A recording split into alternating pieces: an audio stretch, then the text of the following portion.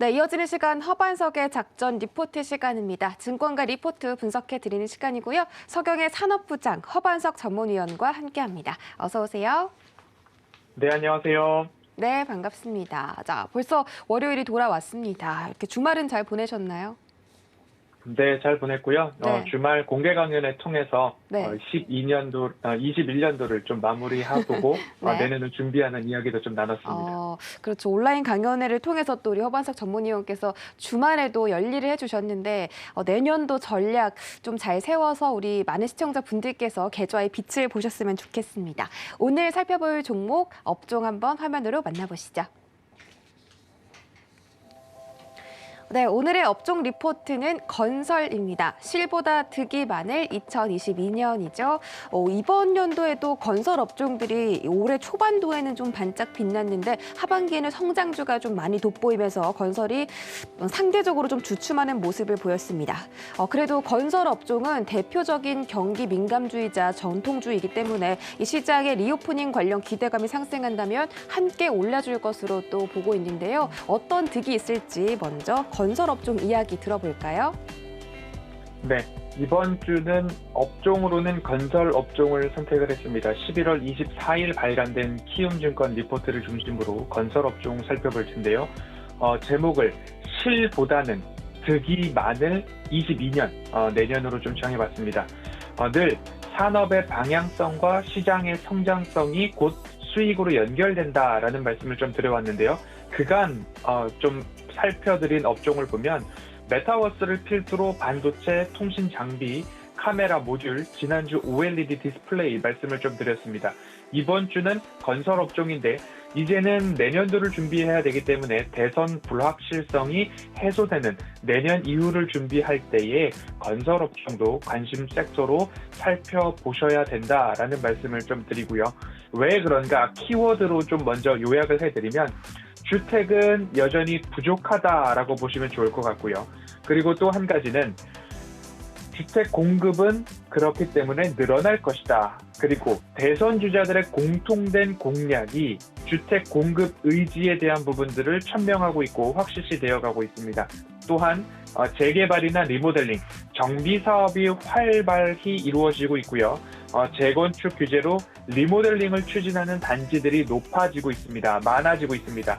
이러한 모든 것들을 종합했을 때 22년도 건설 업종은 실보다는 득이 많을 업종, 섹터라고 이해를 해보시면 좋을 것 같고요.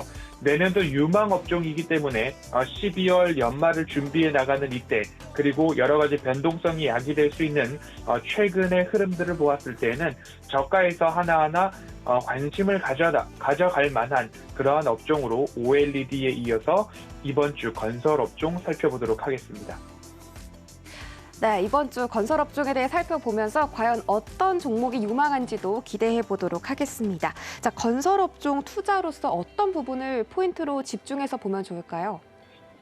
네, 앞서서 말씀드렸던 키워드들을 조금씩 구체적으로 좀 살펴보도록 하겠습니다. 주택 공급 확대에 대한 부분입니다. 21년도를 살펴본다라고 한다면 지난해 말부터 올해 상반기까지 건설 섹터 및 건설 관련된 종목들 좋았습니다. 주택 공급이 증가하고 있고 해외 수주 재개와 더불어 상승을 했는데 올해 하반기를 들어서면서 다소 부진한 업황 및 주가 상황들이 있었고요. 거기에 따라서 건설주 투심도 다소 위축된 모습입니다. 건설주 투심이 위축된 요인은 앞서 말씀드렸던 대선 불확실성이 있어서 모두 다 조금 관망하는 모습입니다. 이 불확실성이 조금 해소가 된다면 다시 한번 시세를 받을 만한 섹터가 아닐까 생각이 되고요. 금리 인상 그리고 대출 규제에 따라서 건설주 관련된 영향 받았습니다. 해외 수주 실적도 예상치를 하회했는데 이는 코로나19의 확산으로 인해서 일부 지연되고 있는 그러한 모습들이 반영되었다라고 보시면 좋을 거고요. 거기에 맞춰서 코스피까지도 약세 흐름들을 조금 보여줘 왔기 때문에 전반적으로 21년도는 상고하저의 흐름들을 좀 보였다라고 보실 수 있을 것 같고요. 대선 불확실성에 대한 부분들은 어느 후보가 되든 간에 주택 공급에 대한 부분들은 확실한데 후보에 따라서 민간 공급이 더 우세하냐 또는 공공부문의 공급이 우세하냐 이 부분들이 조금 갈릴 것 같습니다. 분양가 상한제 내년부터 일부 완화가 될 것이고 결국 주요 정비 사업자들 분양이 내년으로 대거 2월 됐습니다. 그래서 올해 분양 실적에 대한 시장의 기대치가 감소했기 때문에 건설주도 좀 힘이 약한 그런 모습인데요. 이제 다시 한번 바닥에서 반등 포인트를 찾아갈 때에 하나하나 미리 종목들에 대한 선정을 해 놓으시면 그 바닥에서 다시 모아갈 수 있는 종목들, 섹터가 건설주다라는 말씀을 드리겠고요. 그러면 내년도는 어떨까에 대한 말씀을 좀 드리도록 하겠습니다. 계속해서 대통령 선거를 말씀을 드리고 있는데요. 대선 이후에 불확실성이 일부 거쳐지게 된다면 건설주 기존 상승 모멘텀들을 이어갈 것으로 생각이 되고요. 대선 결과와 상관없이 주택 공급에 대한 기조는 이어집니다. 그렇기 때문에 여야 후보 모두 주택 250만 호 공급에 대한 공약들이 있었죠. 그렇기 때문에 건설주에 대한 관심은 지금 바닥이 형성이 된다면 그때부터 내년도의 상승을 조금 장기적으로 바라보실 만하다라고 말씀을 드리겠습니다. 대형 건설자들의 실적, 구조적 개선 효과가 올해뿐만 아니라 내년도, 후년도까지 이어질 기업들이 있습니다. 그 부분들 꼭 체크를 해보셔야 된다라는 말씀을 드리면서 주택 공급이 이어지게 되면 결국 실적으로도 이어질 텐데요. 실적이 개선되는 요인들은 주택 공급뿐만 아니라 재개발, 결국 재건축이나 리모델링 관련된 쪽으로도 수요가 증가하고 있습니다. 먼저 견조한 주택 수요를 좀 본다면 여전히 서울에는 공급 물량이 부족합니다. 그래서 경기, 인천 등 수도권 지역으로의 주택 수요도 여전히 견조할 전망이고 올해 실적이 부진한 여파는 내년도로 분양이 대거 2월 됐기 때문이다. 그래서 지연된 2월 된 영향은 내년도 실적으로 반영될 수 있기 때문에 기대감을 잃지 말자라는 말씀 드리고 싶고요. 그리고 정비사업입니다. 재건축과 리모델링인데요. 서울시는 정비사업을 적극적으로 추진을 하고 있고요. 오세훈 시장의 취임 이후에 재건축, 재개발 관련된 부분에서는 더욱더 조금 긍정적인 이야기들이 나오고 있습니다.